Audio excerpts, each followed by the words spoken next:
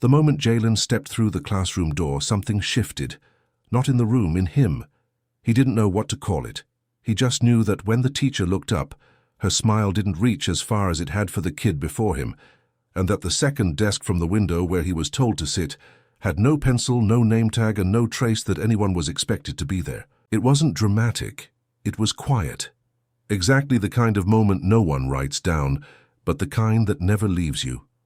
Jalen placed his hands on the desk, the way his mom told him. "Keep them where people can see," she had whispered that morning, zipping up his backpack. He thought it was about safety. Now, sitting there, he wondered if it was about permission. Around him, pencils hit desks one by one. Laughter bubbled from rows where kids already knew each other's names. Jacob, 2 seats down, got a bright yellow pencil with a smiley eraser. The teacher said his name like it was already written in the yearbook. She walked past Jalen's desk without slowing. No pause, no pencil, no acknowledgement. He waited. And when she turned around and looked directly at him, he felt something in his stomach tighten. "Hands flat on the desk, please." No explanation. Jalen obeyed. And in that moment, his first day of school stopped being about what he would learn and started being about what he was never supposed to forget. There are moments in childhood that don't feel like moments at all. They feel like puzzles. Small, quiet puzzles that don't quite make sense when they happen, but years later, they come back to you fully formed, cruelly intact. This was one of them. It was Jalen's 3rd day in class. By then he had already learned a few rules, none of which were written down. Raise your hand, but only sometimes. Speak up, but not too much. Keep your eyes forward. Smile, but not at the wrong person. And never, under any circumstance, reach for something that isn't yours. He didn't have a pencil again. Every morning he checked the bin by the supply table. Empty. Every morning he walked to his desk hoping one would appear. It never did.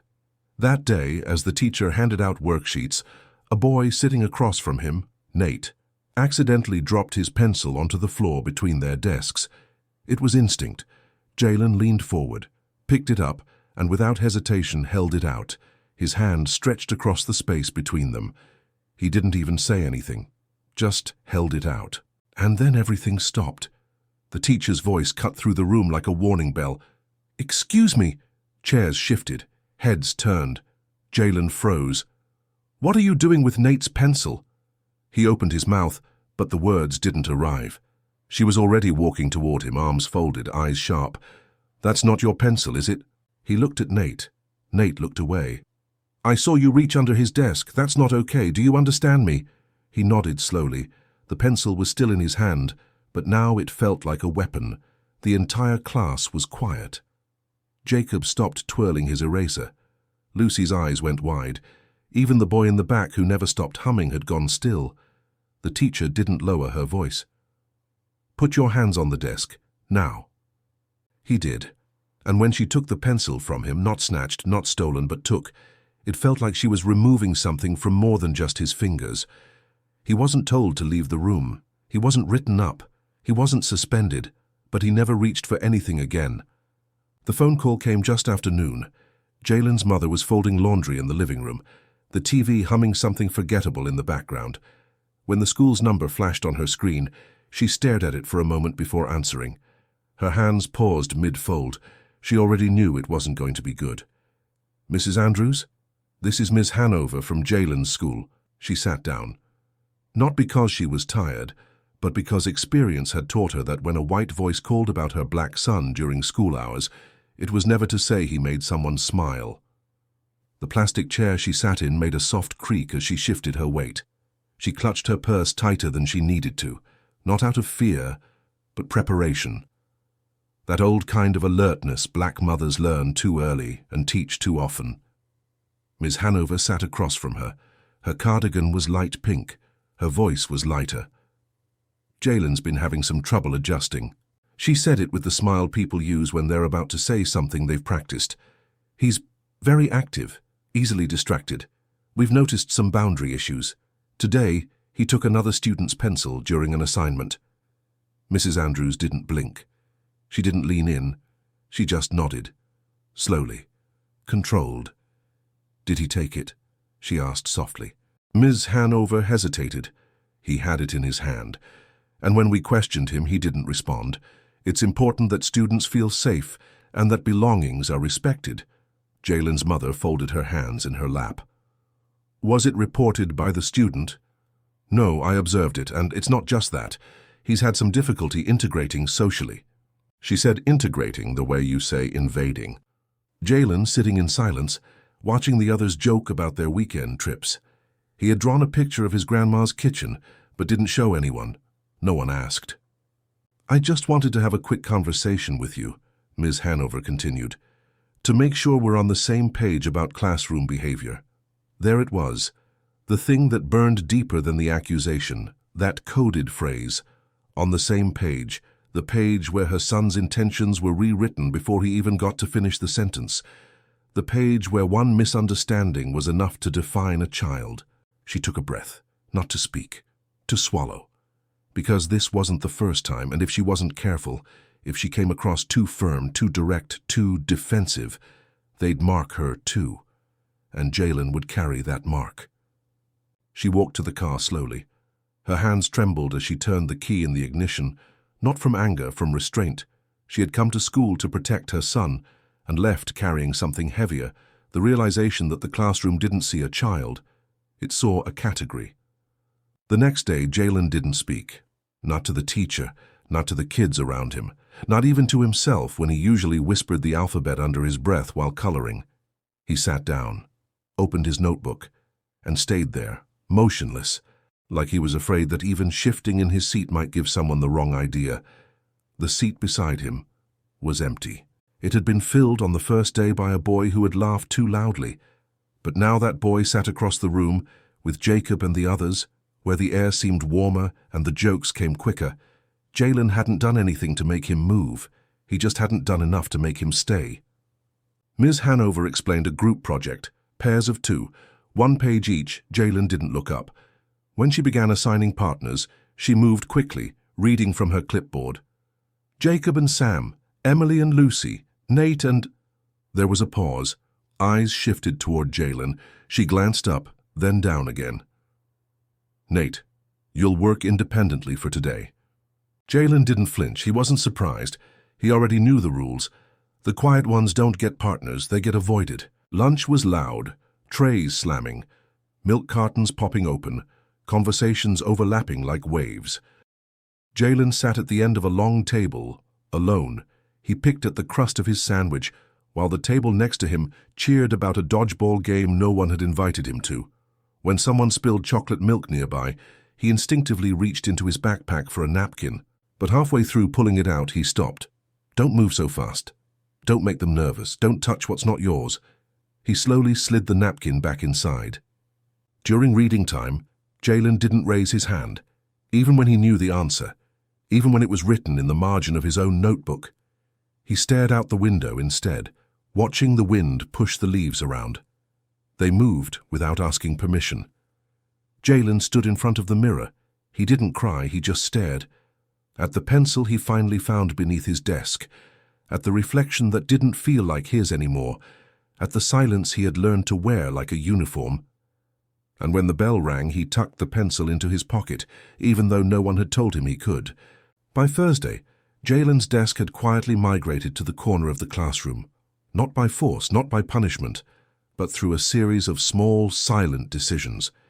He'd been moved closer to the teacher's desk, away from the reading circle and the posters about leadership and teamwork that never seemed to point his way. Now he sat between a bookshelf and a filing cabinet, next to a tray of laminated flashcards with rounded corners and childish fonts, the kind used for kids who were still catching up. Except he hadn't fallen behind. He'd simply stopped being seen. That morning, while the class practiced reading in pairs, Jalen worked alone on a workbook. At least, that's what it looked like from a distance. He had flipped to the back page and turned the paper sideways. Instead of words, he let his pencil speak. A hallway, a boy with his hands on a desk, a teacher with no face, speech bubbles filled with dots. There were no dramatic lines, no superheroes, no violence, just stillness, drawn with such detail that the sadness felt almost physical, like the page might weep if someone touched it too hard. Jalen didn't know anyone was watching. Ms. Carroll, the assistant teacher, had returned from sorting supplies and paused by his desk. She didn't speak, didn't interrupt. She just looked. At first glance, it seemed like doodles, but the more she stared, the clearer it became. This was a story, a memory retold without sound. In one panel, the boy sat at a lunch table alone. In another, his hand stretched out offering a pencil. But the frame around him was darker, thicker, isolated. She crouched beside the desk, slowly, quietly, as if trying not to scare the moment away. Jalen noticed her. His pencil stopped moving. He didn't close the book, but he didn't explain either. He simply waited. For what, he didn't know. Correction? Praise? Confusion? Ms. Carroll didn't offer any of those. She looked at the drawing one more time, then gently slid the page back into the book. "Your story," she said softly, "says more than most kids' essays ever could." And then she stood, walked away and said nothing else. Jalen sat frozen for a while, staring at the empty corner of his desk. Then he reached into his pocket, took out the same pencil no one had given him, and wrote, just above the drawing, "This is what it feels like to be quiet." He didn't know if anyone would ever read it, but for the first time that week he wasn't writing for them. He was writing to remember who he was, before silence became survival. The next day, something was different. Not in the classroom itself, it still smelled faintly of pencil shavings and hand sanitizer, and not in Jalen. He still kept his eyes low and his hands quiet. But in the grown-ups, they were watching. Not openly, not obviously, but enough for Jalen to feel it in the way Miss Hanover lingered behind him a second too long, in how Miss Carroll stood by the supply shelf, flipping a folder open without turning a page. The note he wrote was still there. He had left it. Not out of hope, he just didn't want to erase it. By lunchtime, 2 teachers had read it. By recess, 3 more. In the faculty lounge, Ms. Carroll placed the workbook on the center table. She didn't say much. She didn't have to. The pages did the talking. One teacher leaned over, blinking slowly. "Wait, this is from him?" Someone else frowned. "Are you sure this isn't copied from somewhere?" Ms. Carroll didn't answer. She simply pushed the workbook closer. The room was quiet, not out of respect, out of discomfort, because there is a kind of shame that only shows up when you realize a child has been speaking all along and you weren't listening. Back in the classroom, Jalen sat at his desk, drawing again. Not to impress, not for attention, just to stay still. He didn't know what was being said in the other room, didn't know that his drawings were being passed around like some mysterious artifact. He only knew that no one had called his name all morning, which in his experience was safest. At dismissal, Ms. Hanover called him over. She crouched beside him. Her smile looked different now, less polite, more curious. She held the notebook in her hand. "Jalen, I saw your work." He blinked. She kept smiling. "That was unexpected." That word. Unexpected. Like his intelligence was a trick. Like his voice was an accident. "Have you ever thought about joining our creative writing group?" she added. He didn't answer. Not because he didn't want to. Because he didn't know what it meant to be asked to belong. That night he didn't mention it to his mum. She asked how school was. He said, "They read my drawing." And she paused, a long, careful pause, then simply nodded. I knew they would. One day. But the way she said "one day" sounded like it had taken far too long to arrive. The hallway bulletin board had always been a wall of noise. Bright colors, crooked staples, glitter-glued spelling words. But this morning, something had changed. In the center of the board, surrounded by a paper border that looked like tiny pencils, was Jalen's drawing, his story, blown up, laminated, flattened behind glass. It no longer belonged to a notebook. Now it belonged to the school. Students passed by without knowing who had made it. Some stopped, some pointed. Teachers smiled. "Look at this one," they said. "So powerful." But no one said his name, because under the drawing, typed in bold letters on a sheet of white paper, was the caption. "Work by anonymous student." That's what they called him. Anonymous. In the classroom, Jalen sat quietly. He saw the drawing on his way in, didn't stop, didn't slow down. He knew it was his. He knew they knew it was his, but they hadn't asked permission, hadn't said thank you, hadn't even told him it would be there. It was like watching someone speak with your voice, without asking how you pronounce the words. At recess, Jacob tapped him on the shoulder. "Hey, that's yours, right, the drawing?" Jalen nodded once. Jacob's eyes widened. "It's everywhere. Even Miss Hanover showed it to her book club." Jalen didn't know what to say. He hadn't drawn it to be known. He had drawn it to not disappear. And yet, now that it was on display, he felt more invisible than ever. Later that day, Miss Carroll found him at his desk. She crouched beside him and whispered, "I didn't know they would post it like that. I'm sorry." He looked up. "Why didn't they put my name on it?" Carroll's mouth opened, but no words came, because how do you explain to a child that his story was welcome, but his presence was still conditional? That night, Jalen stared at his notebook. He turned to a blank page, started to draw again, but this time in the bottom corner, he wrote something first. "Drawn by Jalen. Please don't forget that." And then he picked up his pencil. The email came on a Tuesday afternoon. A local non-profit was hosting an art and storytelling showcase for elementary schools across the district. The theme: "What does belonging look like?" Ms. Hanover submitted Jalen's drawing. She didn't ask him. She didn't tell him. She simply attached the scanned image, added a short blurb about silent strength in the classroom, and clicked send. Under name of student, she typed, "Available upon request." 2 days later, the reply came in. The showcase committee loved it. They called it raw, visceral. Unfiltered perspective from a child's world. The final panel, where the boy held out a pencil and no one looked, had moved one of the judges to tears. "We'd love to feature this piece in the central gallery," the organizer wrote. "Can you please send the student's name for the official brochure?" That's when the room got quiet. In the staff meeting, the email was passed around like a fragile gift. Ms. Hanover cleared her throat. "We should get his permission first, obviously." But no one moved. Carol looked down at her folder. Another teacher, Mr. Lyle, asked softly, "Wait, we're talking about Jalen Andrews, right?" It felt strange saying it out loud, like the name was too big for the room now, like it didn't match the artwork. Someone else chimed in. "He's the quiet one, isn't he?" And then the question came, not from the judges, but from the hallway outside as Miss Carroll stood by the water fountain alone. Another teacher passed by and asked, not cruelly, just casually, "That drawing, who actually helped him do it?" Carol didn't answer, not because she didn't have one, but because she suddenly realized they weren't surprised by the drawing. They were surprised he had made it. That evening, Carol walked back into the classroom. Jalen was erasing a drawing he hadn't finished. She sat beside him, quiet. "They want to show your picture in a big gallery," she said. "They want to know your name." He didn't look up. "Will they remember it?" She hesitated, then whispered, "Only if you let them." He turned the page, wrote in the corner, "Name Jalen Andrews," and then in smaller letters beneath it, "Stop calling me anonymous."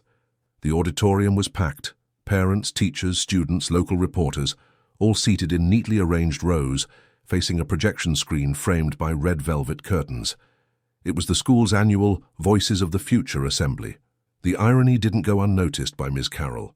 Near the front sat a reserved seat with a handwritten tag. "Special contributor, anonymous." That was supposed to be Jalen's seat, but he didn't sit there. He was placed in the second row instead, next to Ms. Hanover, who smiled too much and whispered things like, "Are you excited?" as if this moment was a gift he'd asked for. Jalen said nothing. He wore a button-up shirt that didn't quite fit. His shoes squeaked when he walked. The lights dimmed. A hush fell. And then the drawing appeared on the screen, projected 10 feet tall. Every line he'd made, every shadow, every silent gesture, blown up for everyone to see.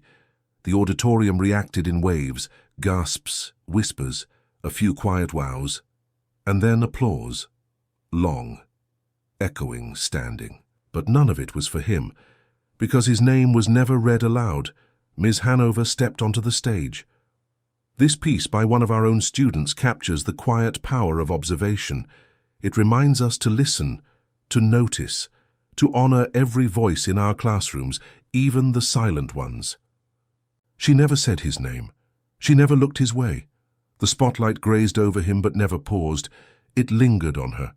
She smiled like she had created the drawing herself, like his story was something she had discovered, rather than overlooked.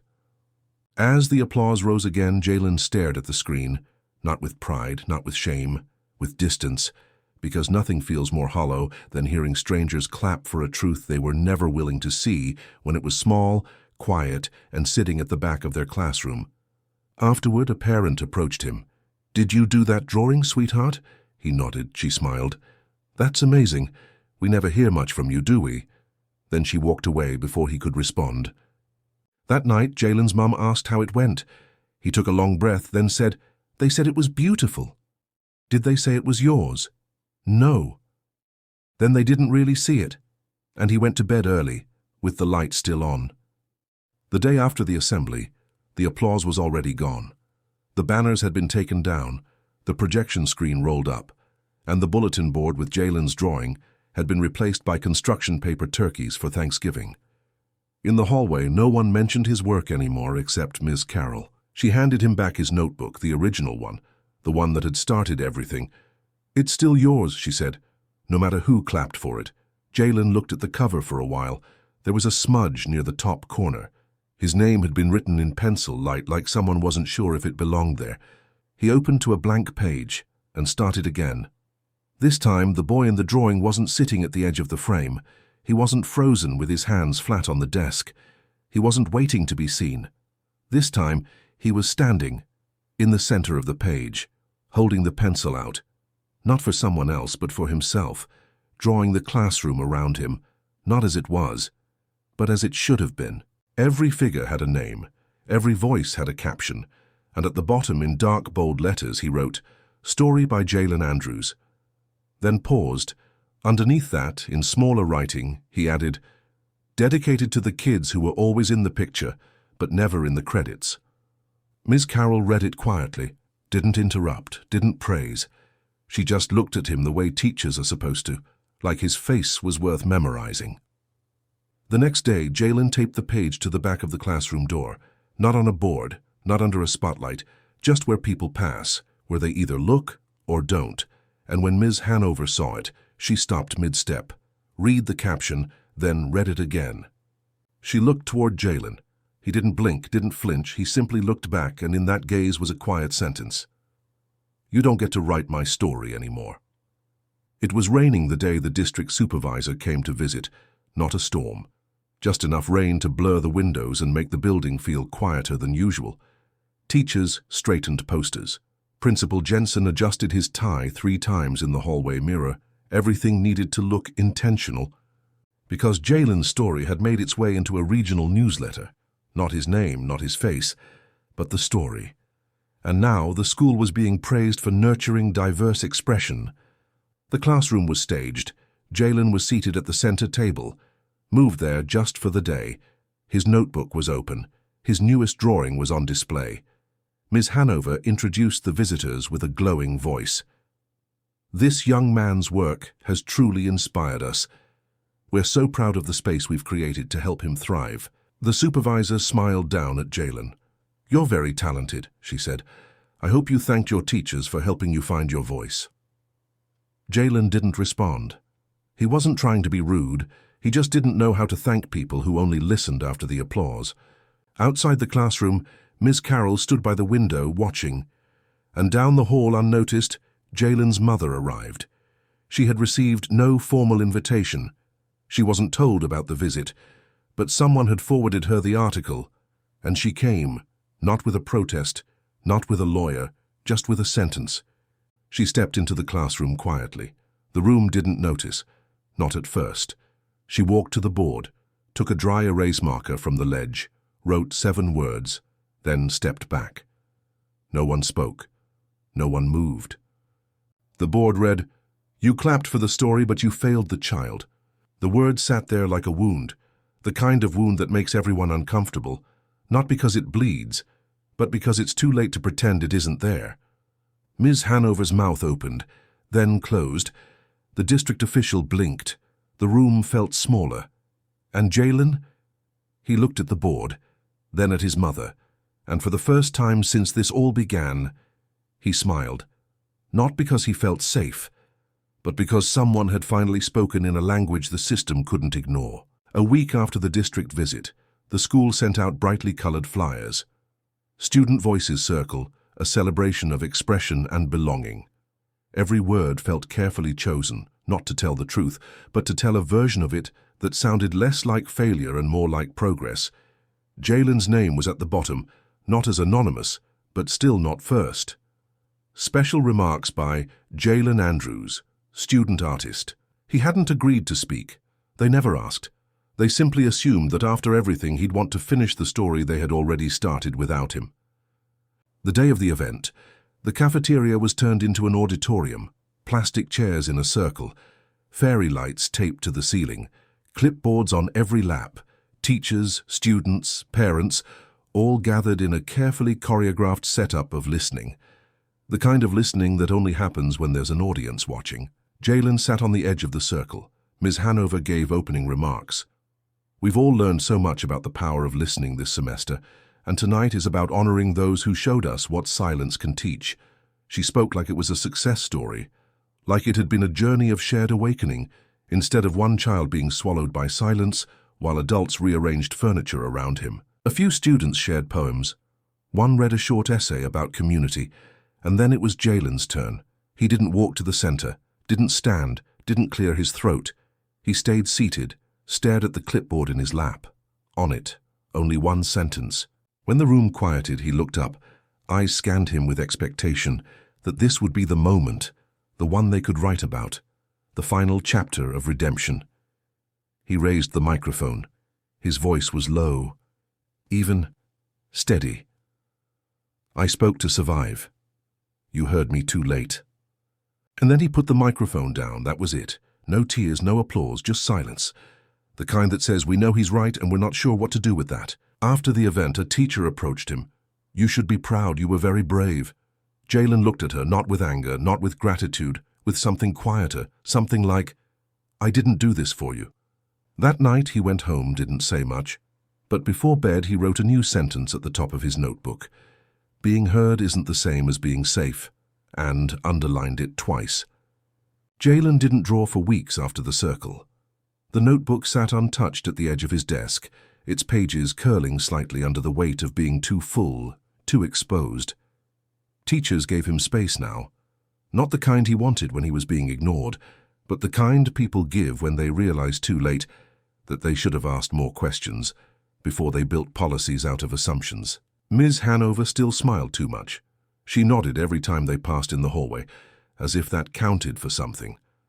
Principal Jensen mentioned him during a faculty meeting. His story is proof that our equity initiatives are working. He didn't say his name, only his story, like Jalen was a paragraph in a brochure, a living metric. One morning, Jalen sat alone in the library. The windows were fogged with early winter. The table was cold, and the notebook was back in front of him. He opened to the final page. There was no plan, no sketch in his head, just a blank space that felt like an ache he hadn't touched yet. He thought about all the versions of the story that had been told. The one Ms. Hanover told the district, the one the assembly told the school, the one the community clapped for without knowing what they were clapping at. And then he thought about the one version no one had asked for. His. Not the clean version, not the classroom-safe version, the real one. He picked up his pencil. This time the drawing didn't show a classroom. It didn't show a teacher or a desk or a spotlight. It showed a boy walking away from a building that looked like a school but felt like a courtroom. In his hand, not a pencil, but a notebook. Behind him, shadows of people who once ignored him, then praised him, then watched him again. None of their faces were clear, only his, set forward, walking with purpose, not angry, not afraid, done.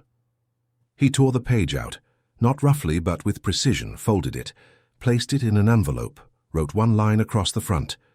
This is not your ending to claim. He slid it into the main office inbox on his way out, didn't say goodbye, didn't look back. That evening, Jalen stood on his porch, his mom beside him. The wind pulled gently at the corners of his jacket. The air smelled like something changing. He looked up at the night sky, quiet, then asked her, "Do you think they'll forget me?" She didn't answer right away, just wrapped her arm around his shoulder and said, "They might, but they'll remember what you made them feel." Jalen didn't write that night. He didn't need to because for the first time he wasn't writing to be heard. He wasn't drawing to be seen. He was living, and that was loud enough.